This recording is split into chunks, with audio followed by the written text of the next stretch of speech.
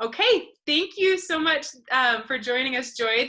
I'm Jaycie Voorhees. This is the Friday Forum for the Utah Special Needs Resource Forum, and I'm excited to introduce Joy Manning today to learn about her business, Play with Joy. So, Joy, could you just start out by telling us a little bit about what you do in your business? Yeah, so I work with kids with autism, generally in the 0 to 6 age, not usually 0, but 18 months to 6 years. I work with parents, training them and coaching them on how to work with their kids using the Play Project.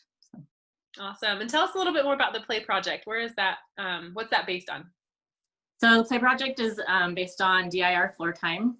It's a developmental and relationship-based intervention for kids. So it's all play-based, which I love, and it's something that's easy to do at home. So it's easy for parents to do just in their everyday lives. Kids that are diagnosed with autism, they usually say they need about 25 hours of intervention throughout the week. And so this is a way that parents can just do it, whether it's bath time or dinner time or getting dressed in the morning, be able to implement some of these things. So. Yeah. So actually that makes me curious. How would you describe how it's different from ABA or applied behavior analysis? ABA is a behavioral intervention. So a lot of times it's based on, I have my master's in applied behavior analysis, so I'm not just making stuff up. But it's behavior-based. Usually you're looking at a behavior and either teaching new skills or tasks in a more, ABAs can be confusing because there's so many different approaches under this umbrella of ABA. So there are some that do a lot of play-based. I would say pivotal response treatment is the closest to Play Project in that you're going more with what the child's interests are to teach them skills that way. So it's more child-directed than adult-directed. So a lot of times ABA can be more adult-directed, where the adult has a plan and that's what they're going to teach the kid. Whereas with floor time, it's more looking at where's the kid developmentally and let's build from there. I don't know if that makes sense. No, totally. And people, like you said, apply ABA in a wide range of ways, right? So sounds like I love the concept that the Play Project is looking at, like, what is the child doing, not just developmentally, but I would guess, but like in the moment, like as you're working with them, what's happening right now. And so what if you see a certain response or behavior from a child, how do you go with that to help them continue to develop? So if you look at the way that you normally play with kids, just any adults usually, we're usually like, hey, what color is this? Oh, put this here. Oh, do this, do that. Where a lot of times we're just directing them to do stuff the whole time. So this way, what we're doing is we're looking at what the kid is doing, what is their purpose and intention with that activity, and then we're joining them in it. We're working on more of this connection, being able to have more engagement with them. Learning is so social, and if kids aren't able to do that social piece, it can be really hard to teach them the other skills and for them to have more intrinsic motivation. So it's really just like looking at, one of the things I always tell the parents to do is like, is this your idea or is this their idea?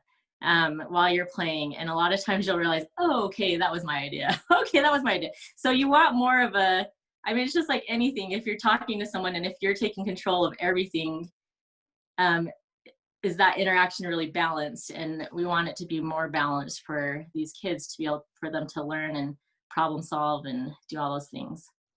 Yeah. The words that just stood out to me in what you were just saying was relationship and intrinsic motivation. That this helps them learn how to learn instead of just doing what everyone tells them to do. Exactly. And that's, a lot of people think, oh, if I do ABA, I can't do other things. Or if I do floor time, I can't do ABA. A lot of, if it's done right, then they can actually be, I mean, they can actually help each other, yeah, if that makes sense. So with play, a lot of times we're generalizing a lot of those skills that they might be learning in a more structured setting, in a more natural setting with the family and things like that. So, you know, it can all work together. I don't think it has to be this battle of which one's better or things like that. I think kids all learn differently, and to say that every kid learns the same is wrong. So, you know, finding what works for the individual child, I think, is important. Yeah, I mean, there's some kids that absolutely thrive in ABA, and that's why it is so effective and it has such a strong place. And then there's other kids that are going to be more drawn to the type of things that the play project offers. And I mean, there's so many options. So yeah, there's no one size fits all. And so this just offers another super effective way. I mean, in my work in music therapy, I follow a lot of these same kinds of concepts, right? Like we don't really come in and say, this is what we are going to do. I come in with, this is what we could do, but let's see where it goes, right? Right, for sure. And I think too, I mean, one thing to remember with this floor time and play project is it's for the younger kids. So once kids are older and school age, you know, a lot of times ABA is what they need at that time. School is more structured that way. And so it can be beneficial for them. Yeah. Awesome. Well, tell us a little bit about how you get parents involved and what that looks like. So generally what I do is when I'm working with a family, I'm working purely one-on-one with them. I'll go into their homes. We do a 3-hour session once a month. It's been found that it's more effective and more, it just makes more sense to do the longer sessions than to be going every week, because you just get more out of it during that time. So I'll do a 3-hour session with families. We go over the child's sensory motor profile, and they're also their functional developmental levels. So where they're basically where they are developmentally, and then we make a plan according to that. And I teach parents certain play techniques to use during the month. And so I'll model for them, and then I coach them, and we film part of the session. And so between sessions, I'll send back video feedback. So where I analyze a piece of our video to help them know how to better interact with their kid to get more of that engagement and growth that way. So that's typically what it is. But I'm pretty flexible with families on what works for them. And because, you know, every family's different, so we want to make it work. Yeah. What kinds of things do you find that parents are learning about themselves that helps them to improve? So one of the first activities I do with families is I make them play with their kid without asking any questions and without giving any directions.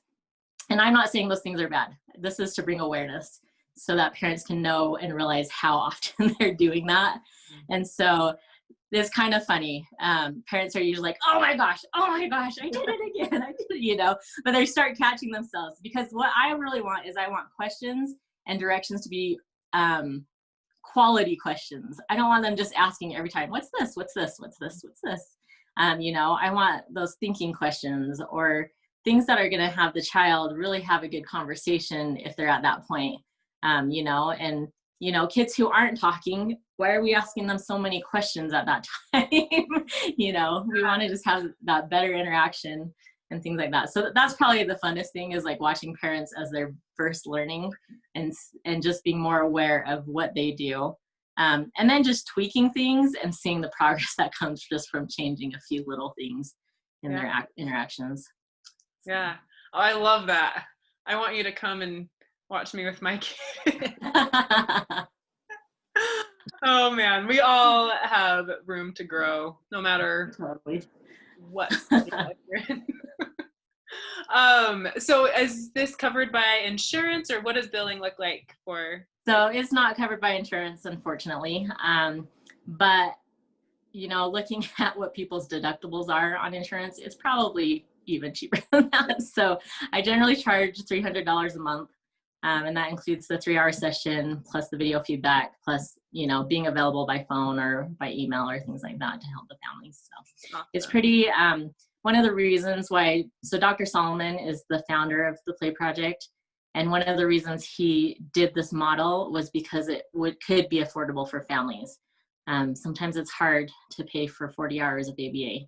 And sometimes that's just not possible. So yeah, awesome. Well, how can people find you?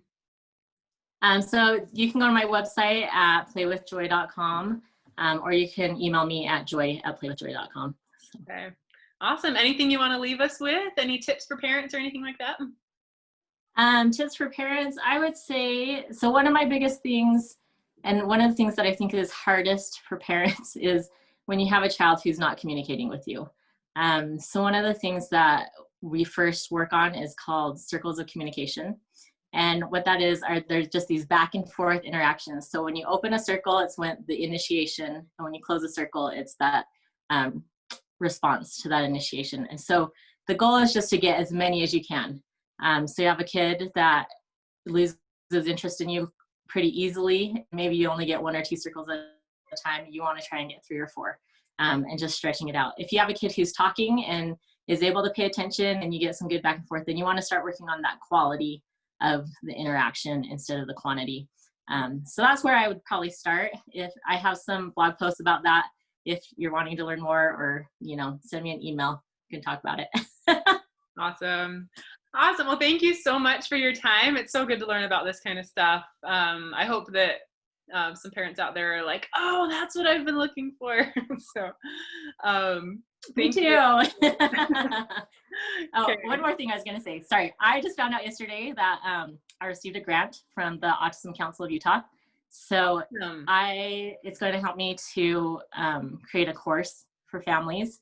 So, my biggest thing are those families who don't have access to services and need that. I'm hoping it can help them, or those families who are stuck inside because of COVID or whatnot. So what's going to happen is Utah families will get a discount because of that grant. So I will post on the Facebook group when that's available. Hopefully, I'm hoping for January-ish. So. Awesome. Okay. Well, thank you so much, Joy. Appreciate your time. Yeah, that's thanks for having me. Okay. All right. We'll talk to you later. Okay. Thank you.